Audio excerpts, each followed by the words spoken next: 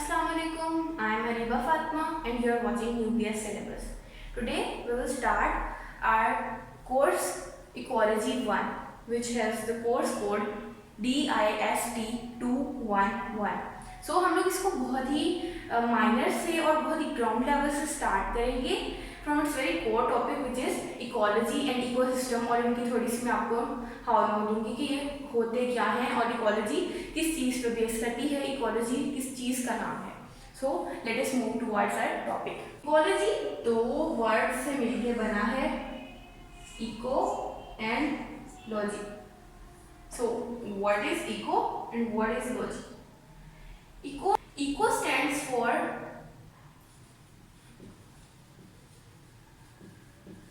household and logy stands for the study of. Greek words हैं oiko, O-E-K-O, oiko, जिससे ecology बना है, which means household, and logy is also a Greek word which means the study of biology, study of life. इसी तरह से ecology. सो यहाँ पे house hold असल में किस चीज़ को रेफर कर रहा है? तो हाउस होल्ड असल में यहाँ पे अर्थ या इन्वायरमेंट या हैबिटेट को रेफर कर रहा है of an organism. So ecology is the study of, आप लोग ये डेफिनेशन लिख सकते हैं, the study of interaction between an organism and its environment. So what happens here कि जब हम लोग बात करते हैं वर्ड्स की, between an organism and its environment. Organisms क्या होते हैं? Living organisms, living part of a system. And what is environment? ये नॉन लिविंग पार्ट है. जब लिविंग और नॉन लिविंग का इंटरेक्शन होगा तो इस ब्रांच को, जिसमें हम लोग ये इंटरेक्शन स्टडी करेंगे, इसे हम बोलेंगे इकोलॉजी. सो यहाँ पे ये डेफिनेशन सेटिस्फाई हो गई. यूनिट है इकोलॉजी का, उसे हम लोग देखेंगे which is an ecosystem, जो फंडामेंटल यूनिट ऑफ इकोलॉजी है. सो अब हम लोग स्टडी करेंगे इकोसिस्टम को.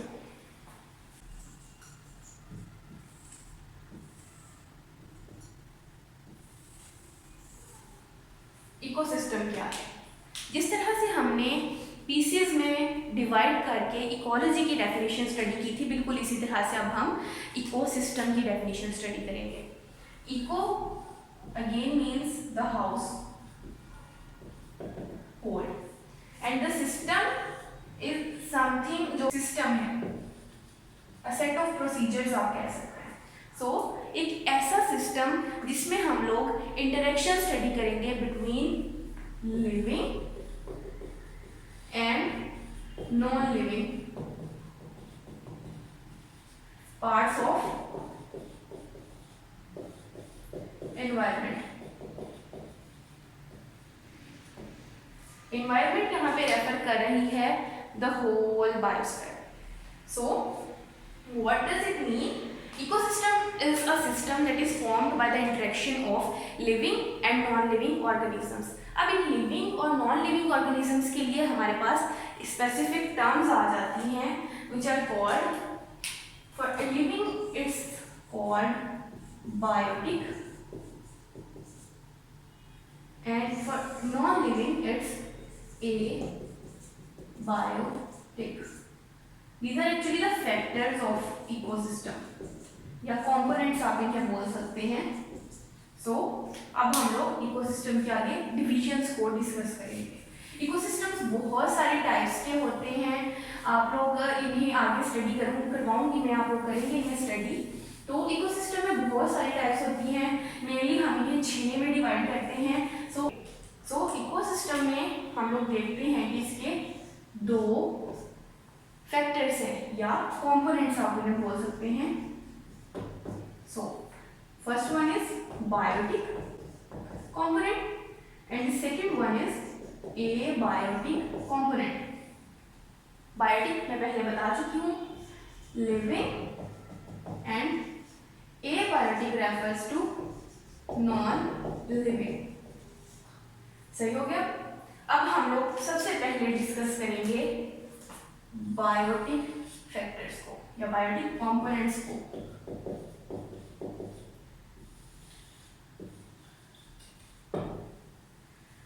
Biotic living. अब इसमें मजीद आप लोग इस तरह से फ्लो चार्ट्स बनाएंगे तो आप लोगों को याद करने में बहुत ज़्यादा आसानी होगी। सो आप लोग मेरे साथ बनाते जाइए। बायोटिक कंपोनेंट्स ऑफ एनवायरनमेंट और इकोसिस्टम आर ऑफ 3 टाइप्स। अगर हम लोग इन्हें डिवाइड करें on the basis of how they get their food, कि वो अपनी खाना अपना खुराक खुद बनाते हैं, खुद नहीं बनाते हैं, या वो किस तरह से खुराक लेते हैं, उनका मोड ऑफ न्यूट्रिशन क्या है। तो उसमें हम इसे 3 तरह की कैटेगरीज में डिवाइड कर सकते हैं। तो first one are producers, then comes the consumers, and then at the end we will discuss about decomposers. अब हम लोग वन बाय वन इन सबको डिस्कस करेंगे। So what are producers? Producers वो होते हैं जो कि अपनी खुराक खुद बनाते हैं। Producers are those organisms which make their own food.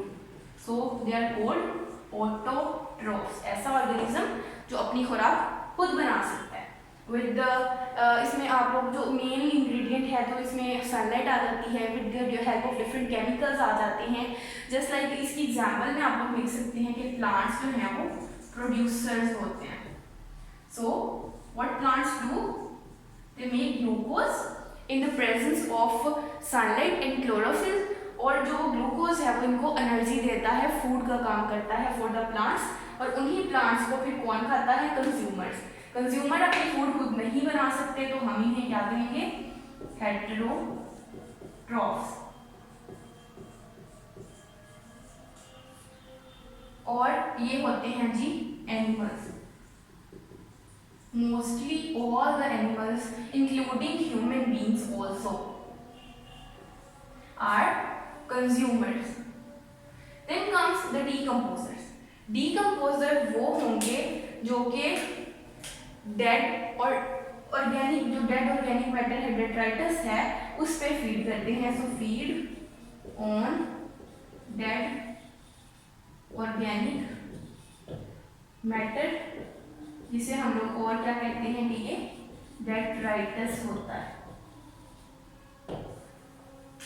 सो इसकी एग्जाम्पल में फिर आ जाते हैं जी बैक्टीरिया, फंजाई, एल्गी और डिफरेंट और माइक्रो ऑर्गेनिजम्स। अब हम लोग डिस्कस करेंगे कि सबसे पहले प्रोड्यूसर्स को, देन कंज्यूमर्स को, देन डिकम्पोजर्स को। So first of all we will discuss about producers. These are plants, the basis of food chain। क्योंकि फूड चेन जो होती है आप लोग जानते हैं कि सबसे जो एक मतलब वाइटल चीज़ है जो बिल्कुल ग्राउंड लेवल पे आती है, ट्रॉफिक लेवल में, वो होते हैं जी प्लांट्स। प्लांट्स को आगे हर्बीवोर्स खाते हैं, हर्बीवोर्स को कार्निवोर खा सकते हैं या ओमनीवोर्स भी खा सकते हैं। और फिर उसके बाद इनको जब ये लोग डेड हो जाते हैं, जो कंज्यूमर्स हैं या इवन प्रोड्यूसर भी जब डेड हो जाते हैं, तो उन पे जो चीज़ फीड करेगी वो होगी डीकम्पोजर। तो ये क्या करते हैं? प्लांट्स या producers, they form the basis of food chain, और with the help of use क्या करते हैं? ये डिफरेंट केमिकल्स एंड सनलाइट जो है वो मेन इंग्रेडिएंट होता है, जिससे क्या होता है? They do photosynthesis and they are hence called autotrophs, जो कि अपनी एनर्जी नीड्स, अपनी फूड के लिए किसी और पे डिपेंड नहीं कर रहे हैं, डायरेक्टली अपनी फूड खुद बना रहे हैं और खुद ही खा रहे हैं, so they are also self sufficient. अब फोटोसिंथेसिस करते हैं। फोटोसिंथेसिस में इन्हें क्या चाहिए होता है, पानी और साथ में कार्बन डाइऑक्साइड, जिससे ये बना देते हैं ग्लूकोज, और साथ में ऑक्सीजन रिलीज हो जाती है। सो प्रोड्यूसर्स जो हैं they are also a good source of oxygen on planet. Carbon dioxide plus water in the presence of, ये सनलाइट का सिंबल होता है, and chlorophyll, what the form is glucose C6H12 O6 plus O2।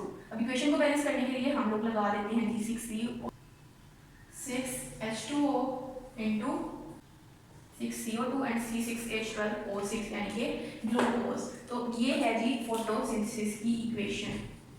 आप लोग चाहें तो इसका screenshot ले सकते हैं। इसके बाद हम डिस्कस करेंगे कंज्यूमर्स को।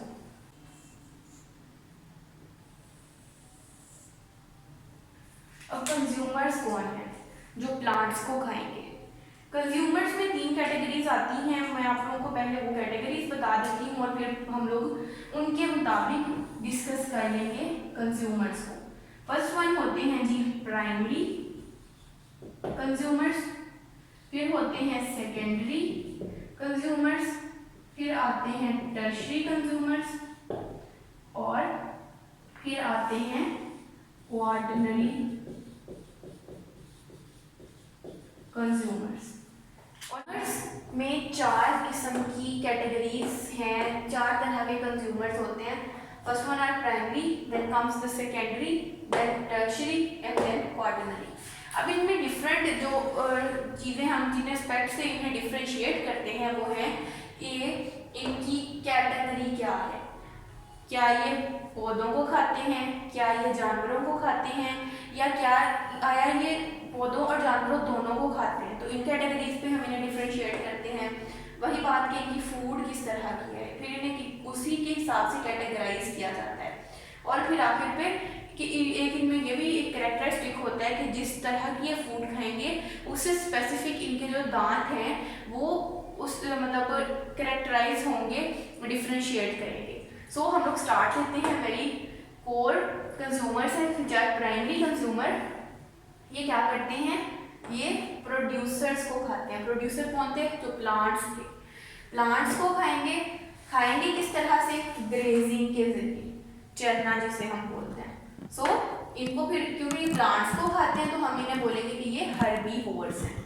हर्बीवोर कौन कौन होते हैं, मेनली इसमें आते हैं जी रैबिट्स, फिर इस तरह से बीटल्स, डिफरेंट इंसेक्ट्स आ सकते हैं। तो इनके दांत जो हैं मोलर टीथ जो, और खासतौर पे अपर मोलर्स जो सामने के 2 दांत हैं ऊपर के, वो बहुत ज़्यादा इसके लिए स्पेशलाइज्ड होते हैं। Then comes the secondary consumers.